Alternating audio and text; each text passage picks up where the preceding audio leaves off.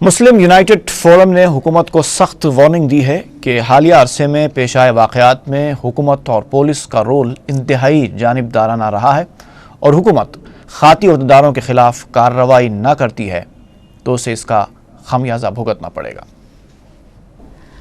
دارالسلام میں فورم کا ہنگامی اجلاس کنوینر فورم مولانا عبدالرحیم قریشی کی صدارت میں منعقد ہوا، جس میں صدر مجلس بیرسٹر اسد الدین اویسی، مولانا قبول بادشاہ شتاری، مولانا جعفر پاشا، مولانا اولیاء حسینی مرتضی پاشا، مولانا صفی احمد مدنی، مولانا سید شاہ اکبر نظام الدین صابری، اراکین مقننہ سید احمد پاشا خادری، محمد وراثت رسول خان، سید امین الحسن جعفری کے علاوہ علماء کرام و مشائقین اعظام نے شرکت کی۔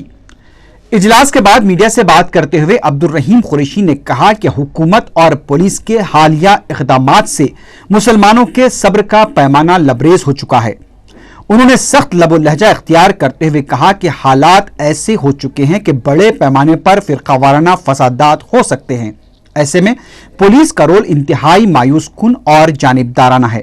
اور ہم یہ محسوس کرتے ہیں کہ اس وقت جو کچھ صورتحال ہے اس کی وجہ یہ ہے کہ جو ہندوتوا پارٹیز ہیں، R S S, V H P, A B V P, Hindu Vahini, B J P, یہ جو ہے گورنمنٹ کے انیکشن کی وجہ سے گورنمنٹ اور خصوصاً پرٹیکولرلی پولیس کا جو ان کی طرف سے سمپیتھیٹک ایٹیٹیوڈ ہے اس کی وجہ سے بہت زیادہ امبولڈنڈ ہو گئے ہیں، اور امبولڈن ہو کر کے وہ جو ہے کمیونیکیشن پیدا کرنے کی کوشش کر رہے ہیں۔ جیسے بقرعید ہے، بقرعید یہ نہیں ہے کہ اسی سال بقرعید آئی، ہر سال بقرعید آتی ہے، اور ہر سال بقرعید کے اندر جو ہے اب کے جانوروں کی قربانی مسلمان کرتا ہے، مسلمان کے اوپر وہ جو ہے ضروری ہے کہ قربانی کرے، اور ہر سال کبھی ایسا نہیں ہوا کہ صاحب جس طرح سے اس سال ہوا کہ اپنے جو ہے شہر میں جانوروں کو آنے سے روکا گیا اور جانور لانے والوں کو مارا گیا، بلکہ ایک انسیڈنٹ تو ان کو زندہ جلانے کی کوشش کرنے کی ہوئی، اور یہ سب کیا کن لوگوں نے؟ یہی پارٹی کے لوگوں نے، اور پولیس یا تو سائلنٹ اسپیکٹر رہی یا پھر پولیس ان کے ساتھ جو ہے شریک جرم رہی۔ تو یہ جو ہے دوسرے صورتحال آپ خود سمجھ سکتے ہیں کہ یہ اگر پولیس بالکل آبجیکٹیولی کام کرتی اور پولیس اپنے ڈیوٹی کو برابر انجام دیتی تو جو ہے پورا تھا۔ اور ظاہر ہے کہ ہم جو اپنے کاؤ سلاٹر منع ہے، ہم خود جانتے ہیں، لیکن کون سا قانون ہے جو بلک کے سلاٹر کو منع کرتا ہے؟ Is there any law? There is no such law anywhere in India. Bull and bullocks can be slaughtered. اور یہ بلس اینڈ بلکس کو جو ہے روکنا، یہ جو ہے اپنے کہاں کا جو ہے انصاف تھا؟ کون سا قانون تھا اس کا؟ اب لیکن پولیس نے ان کو پوری فیسلٹی دی، بلکہ جو ہے اپنے بی جے پی کی یہاں کی جو لیڈر ہے کشن ریڈی، انہوں نے تو ہندوؤں کو پروک کیا کہ ہندوؤں کو لا اپنے ہاتھ میں لینا چاہیے اور لا اپنے ہاتھ میں لے کرنا چاہیے۔ کیا قانون نہیں ہے کہ صاحب جو شخص اپنے کرائمز کمٹ کرنے کے لیے کسی ریزارٹ کرے یہ ہمسیلف از اے کرمنل؟ صدر مجلس بیرسٹر اسد الدین اویسی نے حکومت کو خبردار کرتے ہوئے کہا کہ پولیس کا رویہ مسلمانوں کو حکومت سے ناراض کر رہا ہے، اور اگر حکومت خاطی عہدیداروں کے خلاف کارروائی نہیں کرتی ہے تو ہمیں بھی حکومت کی پرواہ نہیں ہوگی۔ That it is for the government to understand that how is it that whenever Bakrid comes,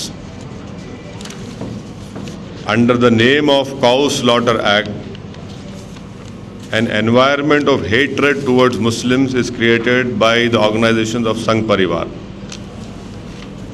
And for the first time this year, Animal Husbandry Department had taken a meeting wherein they had called all the officers of Hyderabad and Rangareddy and told them very clearly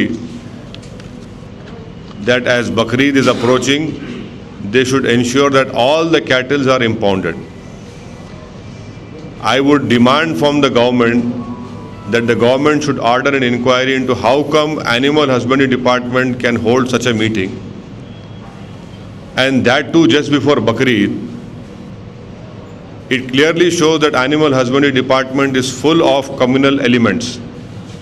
It is the same Animal Husbandry Department which has their own animal market yards throughout Andhra Pradesh.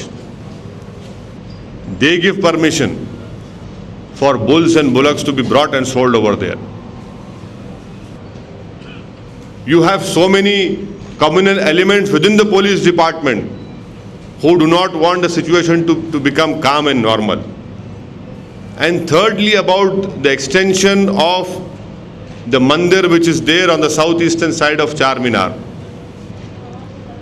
It is the police who are actively involved in the extension of this mandir. It was the police who had given them permission. It was the police who stood there and wanted a permanent tin roof to be put over there. I am surprised that every day in, day out, the police talks about rule of law. How can the police become a party to this dispute?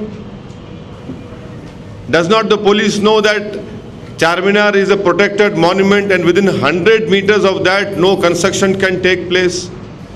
The police should know, the collector should know, the ASI should know that this state government has issued GO 262, 263 after the Supreme Court judgment that no construction will be allowed within the 100 meters of protected monument.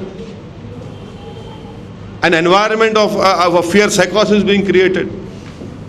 I would warn the state government that you control these activities. These activities are not good. It is not good for secularism. It is not good for anyone also. And it is high time that the Chief Minister reacts to the situation and deals strongly with these incidents. The Muslim United Front has decided to meet the Honorable Chief Minister once he comes back, and we are going to put forward all these issues in front of him. And we want the state government, why can't this Congress party which is in power over here implement the Prevention of Communal Violence Bill in Andhra Pradesh? This bill has been cleared by their own party president, who as the chairperson of NAC has cleared that bill.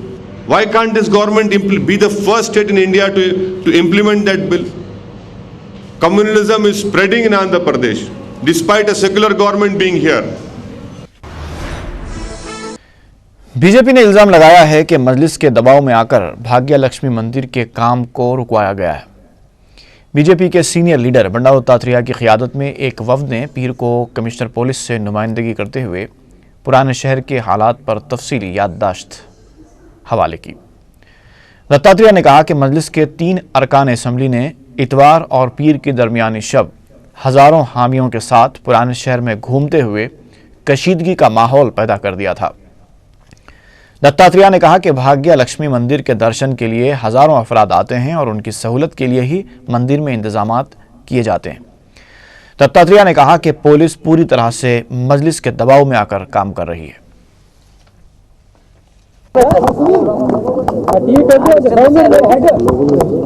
Bharatiya Janata party ప్రతినిధి బృందం police కమిషనర్ని రావడం జరిగింది। ముఖ్యంగా చార్మినార్ దగ్గర ఉన్నటువంటి ఒక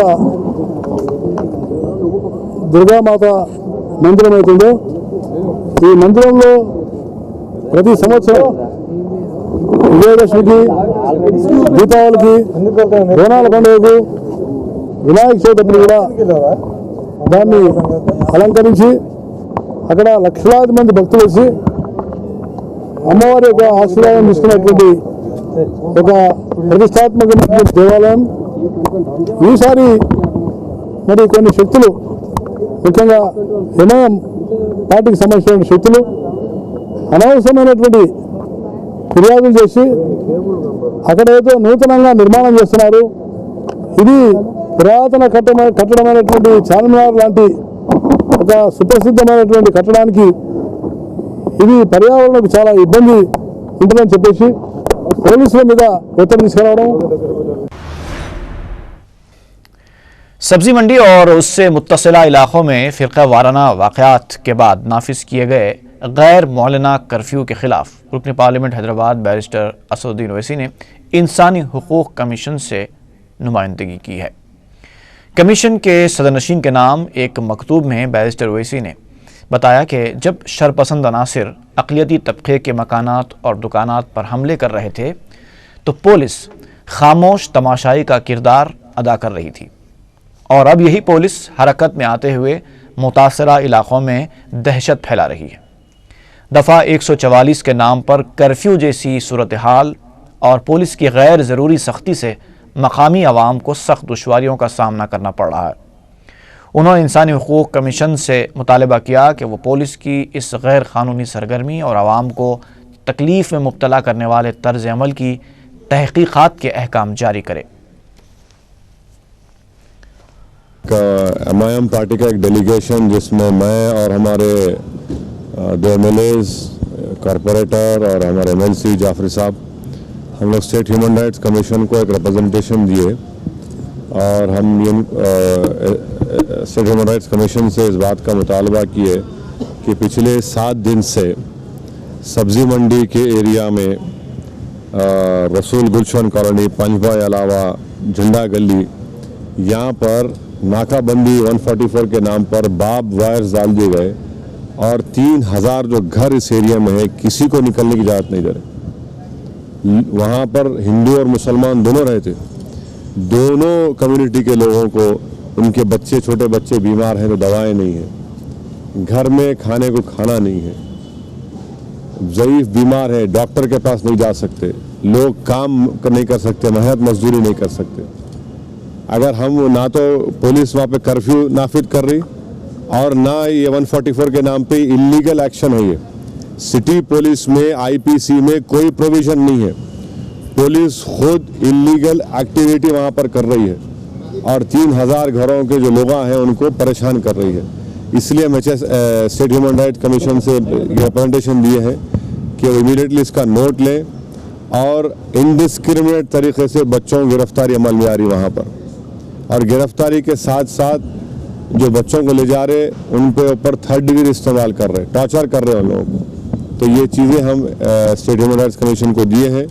میں شکر گزار ہوں چیئرمین SHRC کا کہ انہوں نے ہماری اس ریپرزنٹیشن نوٹس کا نوٹ لیا اور انشاءاللہ پرسوں گورنمنٹ کی طرف سے جواب داخل ہوگا۔